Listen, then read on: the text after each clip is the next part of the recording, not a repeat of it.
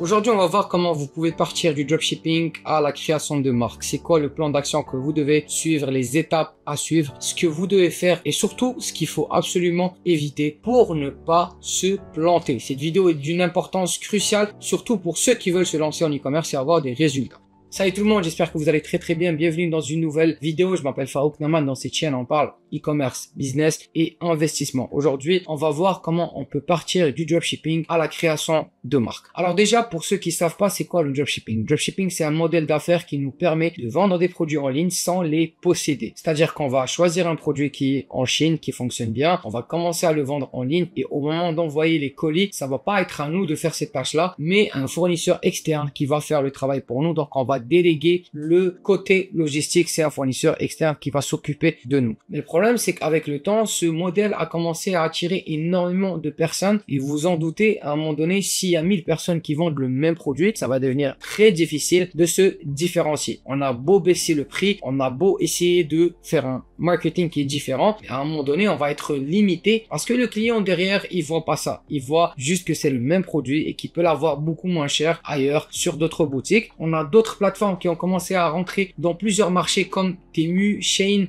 des plateformes qui sont capables de vendre des produits à des prix mais vraiment très cassés, des produits que vous allez devoir vendre à 30 $, 40 $ pour être rentable. Eux, ils peuvent les vendre à 15 $, 20 $ et à ce moment-là, ça devient très difficile de se différencier. Mais il existe une manière justement pour sortir de tout ça et se positionner sur un produit, peu importe le nombre de personnes qui le vendent, et c'est grâce au branding, c'est grâce à la création de marque, et on va voir justement comment on peut partir du dropshipping à la création de marque. Alors déjà, pourquoi c'est important de créer une marque? Le premier point, c'est que ça va nous aider à nous différencier de nos concurrents. On va plus être une simple boutique qui vend les mêmes produits que les autres, mais plutôt une boutique qui a une marque. Et ce qui se passe, c'est que dans beaucoup de cas, les clients vont voir les autres boutiques qui sont très simples, les boutiques du dropshipping, comme étant des copies de nos produits. Et c'est ça que beaucoup de grosses marques font. Ils ont des produits du dropshipping, mais derrière, parce qu'ils ont pu développer une grosse identité, ils ont pu développer une communauté, c'est cet esprit-là que les gens, ils ont par rapport à leurs produits.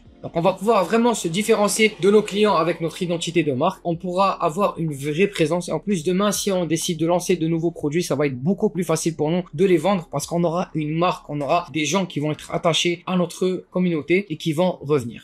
Deuxième point, c'est la fidélité en tant que tel. C'est qu'on aura des clients qui vont être fidèles, qui vont être attachés à nos produits et qui vont acheter chez nous plusieurs fois. Et ça, c'est vraiment intéressant parce que aujourd'hui, les coûts publicitaires deviennent de plus en plus chers. Ça devient cher. Acquérir un client, tu payes 15 $, 20 $, 25 $ pour acquérir un client. Donc, le plus intéressant, c'est pas de faire de l'argent que sur une seule vente, mais plutôt d'être en mesure de rentabiliser ce client sur plusieurs mois. Imaginez, vous avez un client, vous payez 15 $ pour l'avoir et puis derrière, vous allez avoir 500 $, 600 $, 700 $ qui va être dépensé par ce client-là. C'est ça qui est vraiment intéressant. C'est ça qu'on appelle la LTV, la Lifetime Value, qui va être plus élevée. Troisième point, c'est qu'une marque va nous aider à justifier nos prix de vente. On va être en mesure de vendre des produits à des prix beaucoup plus élevés parce que on a une marque. C'est ça qui fait en sorte que Louis Vuitton peuvent demain sortir un design hyper simple et vendre le produit à 1000 $ sans aucun souci. Pourquoi? Parce qu'ils ont un branding derrière. Et c'est ça qui est vraiment puissant avec la création de marque, c'est que demain, on pourra vendre les mêmes produits que les autres ou juste faire des modifications par rapport à des produits de base, mais on pourra les vendre beaucoup plus cher. Et ça, je le vois plusieurs fois. Je vais voir une boutique de dropshipping qui vend un produit à 30 $ et je vois de l'autre côté une boutique qui s'est tournée vers le branding qui vend le même produit à 150 $, 120 $ sans aucun souci. C'est ça vraiment la force du branding. Et le dernier point, c'est qu'on va avoir plus de crédibilité et on va aspirer plus confiance. Les gens aujourd'hui vont s'informer avant d'acheter un produit. Ils vont faire des recherches sur Google, ils vont regarder les avis, ils vont regarder beaucoup de choses. Donc, si vous avez une autorité, si derrière vous avez beaucoup de gens qui vous recommandent, vous avez vraiment une vraie identité de marque, vous êtes là depuis très longtemps, vous êtes une marque qui est là sur le marché depuis quelques mois, ou même depuis un an, le temps n'est pas très important du moment où vous commencez à développer votre notoriété, vous allez pouvoir vendre vos produits beaucoup plus facilement et votre taux de conversion va être plus élevé. Parce que l'aspect confiance est super important, surtout dans le monde dans lequel on vit aujourd'hui. Il y a énormément de scams en ligne et malheureusement, les gens se plaignent et ça devient compliqué derrière de vendre des produits en mode dropshipping classique. Maintenant, c'est quoi la première étape pour créer une marque à succès en 2024? La première étape, c'est de choisir une niche dans laquelle on va se spécialiser. Ce qu'on va faire, c'est qu'on va faire une étude de marché. On va regarder c'est quoi les niches les plus intéressantes, c'est quoi les problèmes qui reviennent le plus souvent dans ces niches-là. Et puis, on va aller avec cette niche. On va regarder également c'est quoi les besoins non satisfaits, c'est quoi les problèmes qui se répètent le plus souvent et sur lesquels il n'y a pas de problème, et on va essayer de trouver des solutions, trouver des produits qui sont déjà là et puis venir commencer à les vendre et proposer ces solutions-là devant ces gens. Parfois, vous allez trouver des produits qui se vendent dans d'autres niches, mais on peut facilement les prendre et les vendre sous d'autres angles. Par exemple, on peut prendre des produits qui se vendent très bien pour des chats, mais que personne ne vend pour des chiens, alors qu'ils remplissent les mêmes besoins et même des chiens peuvent utiliser ces produits-là. Donc là, on peut facilement prendre des produits et commencer à les vendre. Je vous conseille d'aller avec une niche que vous avez déjà un peu de connaissance avec cette niche-là, que vous avez déjà testé dans le passé ou quoi que ce soit. Mais si vous êtes complètement débutant, vous pouvez faire une recherche en ligne et regarder c'est quoi la niche qui vous intéresse le plus. Il y a plein de niches qui sont super intéressantes. On a la niche de la beauté, on a la niche du prêt-à-porter, on a la niche des enfants, on a la niche du sport, on a la niche du fitness, on a la niche de tout ce qui est bio. On a énormément de niches qui sont super intéressantes sur lesquelles vous pouvez vous positionner. Maintenant, une fois que vous avez choisi la niche, on va choisir un produit dans cette niche-là. On va pas vendre tous les produits qui existent dans cette niche parce que sinon, ça va être compliqué pour nous de vraiment nous focaliser sur un seul produit parce qu'au début, on veut se focaliser sur une seule solution et commencer à la proposer aux gens. Donc, on va choisir un produit dans cette niche-là. On peut utiliser des méthodes de recherche gratuites ou payantes à travers la bibliothèque publicitaire de Facebook, Mia, PipiSpy. Il y a énormément de logiciels qu'on peut utiliser pour justement trouver des produits dans la niche avec laquelle on veut se lancer. On peut utiliser des mots-clés qui sont reliés à cette niche pour trouver des produits dans celle-ci. Maintenant, une fois qu'on a choisi le produit, on va passer à la partie identité de marque, qui est une partie super importante que beaucoup de gens négligent. On va choisir un logo et un nom qui sont facilement mémorables. On va pas choisir un nom qui est composé, qui est trop lent, parce que derrière, les gens vont pas se rappeler de ça. Regardez les plus grosses marques dans le monde, elles ont toutes des noms très simples.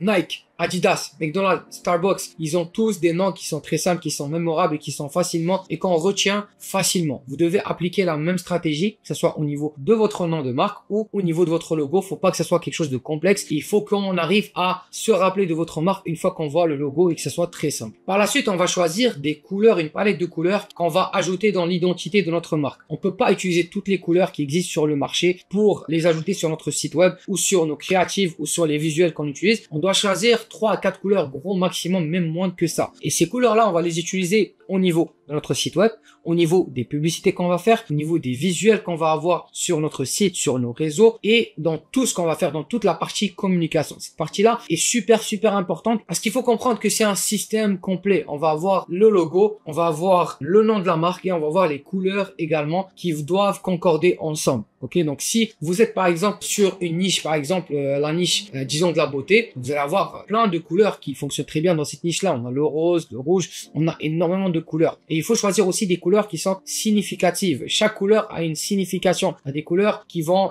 aspirer confiance, il y a des couleurs que c'est pour la sécurité, il y a des couleurs que c'est pour la joie. Donc vous devez comprendre que les couleurs que vous allez choisir aussi doivent communiquer quelque chose derrière. Et le dernier point au niveau de l'identité de marque, c'est la voix et le ton. On doit choisir un ton avec lequel on veut communiquer avec nos clients. Est-ce que c'est un ton qui est plus direct, qui est plus sérieux, ou c'est un ton qui est très tranquille, avec un langage familier, un ton qui est drôle? Ça, vous allez le voir si vous rentrez sur les Instagram ou les TikTok de certaines marques. Vous allez voir que parfois, on va avoir un type de contenu qui est beaucoup plus drôle, qui suscite beaucoup d'engagement, parce que on veut aller avec ces stratégies également. Ça, c'est super important parce que tout ça, c'est une image qu'on va communiquer. Et ça va passer à travers cette partie-là aussi au niveau du ton et de la voix. Une fois qu'on a fait ça, on va passer à la partie de sourcing du produit. Une fois qu'on a fait tout le branding, la partie identité de marque, on va passer à la partie sourcing de produits. Comment on va faire pour sourcer les produits? Là, on va pas passer par AliExpress si on veut construire une marque. On va passer par des fournisseurs privés qu'on va trouver qui sont en Chine. On peut passer soit par des agents ou directement par ces fournisseurs-là qui vont nous aider à développer une marque. On va pouvoir acheter un petit stock et ce stock-là, on va le brander. On va avoir notre propre logo, on va avoir notre propre packaging, on va avoir des détails personnalisés au niveau du produit, même au niveau de la boîte également. Et on pourra faire beaucoup de choses. Quand on travaille avec un fournisseur privé, qu'on passe directement aussi par un agent, on a des services qu'on pourra pas avoir sur AliExpress. Ok? Et juste en ayant par exemple un packaging personnalisé, on pourra vraiment se différencier des autres concurrents parce que là, on est une marque à part entière. On n'a pas de concurrence par rapport aux autres. Une étape supérieure aussi vers laquelle vous allez pouvoir passer par la suite, c'est même, comme j'ai dit, personnaliser les produits. Et là, vous allez pouvoir vraiment vous asseoir en étant le leader du marché avec le produit que vous vendez parce que les autres, ils ont des variantes qui sont complètement différentes et ça, je l'ai vu arriver plusieurs fois. Donc là, ce qu'il faut faire au niveau de cette partie-là, on va passer par un agent. On va soit aller avec le produit qu'on a choisi, soit avec une version qui est alternative alternatives. Parce que parfois, on va trouver des produits qui sont sur le marché, mais qui coûtent hyper cher. On peut nous derrière proposer des versions qui sont moins chères, qui sont beaucoup plus intéressantes. Et ça, on l'a vu plusieurs fois. Tu as beaucoup de produits que, par exemple, ils coûtent 500, 600 dollars chez des marques, mais que derrière, tu es capable de avoir un produit qui résout le même problème, mais à 60 dollars, 70 dollars, 80 dollars, et c'est beaucoup plus intéressant pour le client d'acheter ça. Et ce qui est bien, c'est qu'on va laisser les grosses marques faire le travail pour nous. Donc, ils vont éduquer le marché, ils vont lancer des solutions, les gens vont acheter ces produits-là. Et nous, derrière, on va arriver, on va profiter de ce marché-là qui a été éduqué, et on va arriver avec une solution qui est beaucoup plus chère. Et ce qui est bien, c'est que dans ce cas-là, on pourra vendre des produits vraiment à 70 dollars, 80 dollars, 90 dollars sans souci. Et les gens derrière vont toujours voir que notre produit est moins cher par rapport aux autres solutions pour les mêmes problèmes. Donc, des solutions à 400 dollars, 500 dollars, 600 dollars. Pour les fournisseurs, bien sûr, on peut passer, comme j'ai dit, par soit des agents privés, soit on peut passer par Alibaba, essayer d'en trouver par nous-mêmes également. Et puis, la dernière partie au niveau de la création de marque, c'est la partie fidélisation